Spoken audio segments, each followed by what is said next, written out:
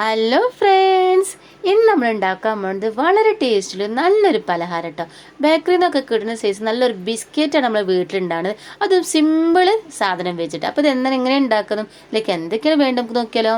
അപ്പോൾ ആദ്യം തന്നെ ഒരു ചട്ടി അടുപ്പത്ത് വെച്ചിട്ട് അത് നല്ലോണം ചൂടായി വരുമ്പോൾ അതിലേക്ക് ഒരു മുറി തേങ്ങ തേപ്പലും ചേർത്ത് കൊടുക്കുക. എണ്ണയോ ഓയിലോ നെയ്യോ ഒന്നും വേണ്ട, വെറുതെ ചട്ടി കടത്തിയതിന് ശേഷം നമുക്ക് തേങ്ങാപ്പാൽ വറ്റുന്നവർ ഇതേപോലെ ചെറുതായിട്ടൊന്ന് വറുത്ത് കൊടുത്താൽ മതി. അപ്പോൾ നിങ്ങൾ എൻ്റെ ചാനൽ ആദ്യമായിട്ടാണ് കാണുന്നുണ്ടെങ്കിൽ ഒന്ന് സബ്സ്ക്രൈബ് ചെയ്ത് സപ്പോർട്ട് ചെയ്യാനും അതുപോലെ തന്നെ തൊട്ടടുത്തുള്ള ബെല്ലേക്കിനെ അമർത്താൻ മറക്കരുത്. അപ്പോൾ ഇതുപോലെ ഒന്ന് വറുത്തതിന് ശേഷം നമുക്കൊന്ന് ചൂടാറാൻ വേണ്ടി മാറ്റി വെക്കാം.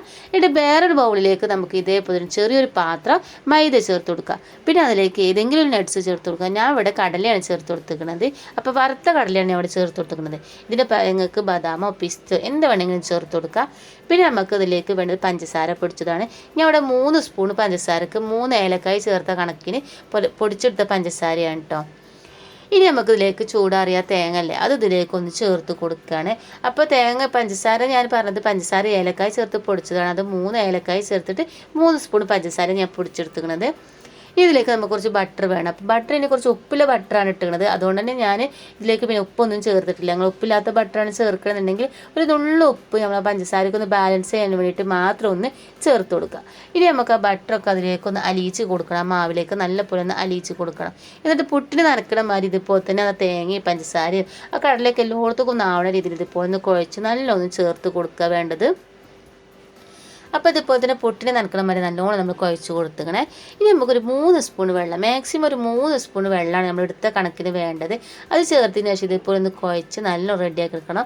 ഒന്നായിട്ട് വെള്ളം ഒഴിക്കുന്നത്. അപ്പോൾ പറ്റ അങ്ങോട്ട് ലൂസായി നമ്മൾ ഒന്നിനും പറ്റാത്ത രീതിയിലാവും. അപ്പോൾ ഇതുപോലെ തന്നെ 3 സ്പൂൺ വെള്ളം ചേർത്തതിന് ശേഷം നമുക്ക് ഇതുപോലെ ഒന്ന് കുഴച്ച് കിട്ടും. ഇനി നമുക്ക് ഉരുളൊട്ടിയതിന് ശേഷം എല്ലാം അതൊന്ന് ഒരുമിച്ചാക്കി കൊടുക്കണം. എല്ലായിടത്തും നനവൊന്നും ഇതിലേക്ക് ചെത്തിയിട്ടില്ലെങ്കിൽ അതൊക്കെ എത്താനും വേണ്ടിയിട്ട് നല്ലൊന്ന് കുഴച്ച് കൊടുക്കുക. ഇപ്പോൾ ഇതുപോലെ തന്നെ ഒരു ഉരുളാക്കി കെട്ടിയിട്ടുണ്ടാവും.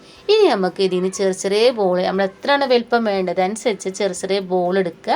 എന്നിട്ട് കയ്യിൽ വെച്ചിട്ട് നല്ലോണം മയത്തിൽ. അപ്പോൾ വെള്ളം ചേർക്കൊണ്ട് കൈ ഒട്ടൊന്നുമില്ല പൊടി, കാരണം നമ്മൾ ബട്ടറൊക്കെ ചേർത്തിട്ടാണ് ഉണ്ടാക്കിയത്. ഇനി ഇതുപോലെ ഒന്ന് പരത്തി കൊടുക്കുക. നമ്മൾ പരിപ്പ് വടയൊക്കെ പരത്തൂലേ, അതുപോലെ തന്നെ ഒന്ന് പരത്തി കൊടുക്കുക. എന്നിട്ട് വട്ടൊക്കെ നല്ല വൃത്തിയാക്കിയതിന് ശേഷം നടുവിൽ നമുക്ക് എന്തെങ്കിലും ഒരു നട്ട്സ് വെച്ച് കൊടുക്കുക. ഞാൻ ഇവിടെ ചെറീസാണ് വെച്ച് കൊടുത്തത്. ചെറീസ് ആകുമ്പോൾ ഒരു കളർഫുള്ളാണ്, കാണാനൊക്കെ ഒരു ഭംഗിയേക്കാറല്ലേ. അപ്പോൾ ഞാൻ ഇവിടെ ഒരു ചെറീസ് 4 കഷ്ണമാക്കി എടുത്ത ചെറീസ് ഒരു കഷ്ണം ഇതേപോലെ ഒന്ന് വെച്ച് കൊടുത്തിക്കണം. ഇനി നമുക്ക് ഫുള്ളായിട്ട് ഇതൊന്ന് ചെയ്തെടുക്കാതെ തന്നെ നമുക്ക് പൊരിക്കാൻ സിമ്പിളാണല്ലോ. അപ്പോൾ ഫുള്ളായിട്ട് നമ്മൾ ഇതുപോലെ ചെയ്തെടുത്തിക്കണേ. ഇനി നമ്മൾ ഓയിലൊക്കെ ചട്ടി കിടന്ന് നല്ലൊന്ന് ചൂടായി വന്നിക്കണേ. ഇനി അതിലേക്ക് നമുക്ക് ഓരോന്നായിട്ട് നിരത്തി കൊടുക്കുക. അപ്പോൾ നല്ലോണം ചൂടായ ഓയിൽ ഇത് നിരത്തി കൊടുക്കുന്ന സമയത്ത് നമുക്ക് തീ ഒന്ന് കുറച്ചിട്ട് വേണം ഇതൊന്ന് നിരത്തി കൊടുക്കാൻ.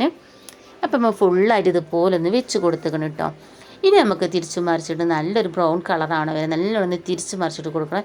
ഈ സമയത്തൊന്നും തീ കൂട്ടി കൊടുക്കേണ്ട ആവശ്യമില്ല. ചൂടായതിന് ശേഷം തീ ഒരു കുറച്ച് കിടന്നാലുള്ളൂ നമ്മുടെ പലഹാരം നല്ല കളറുണ്ടാവുള്ളൂ, അതേപോലെ നല്ല ക്രിസ്പി ഉണ്ടാവും. അല്ലെങ്കിൽ പെട്ടെന്ന് പുറം ഭാഗം ആവും, ഉൾഭാഗം ആവില്ല.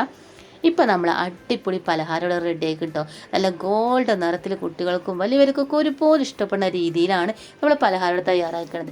മധുരമൊക്കെ ഇഷ്ടപ്പെടുന്ന വലിയവരാണെങ്കിലോ ഇത് കഴിച്ചാലും മടുക്കൂല, അത്രയും ടേസ്റ്റ് തന്നെയാണ് കേട്ടോ.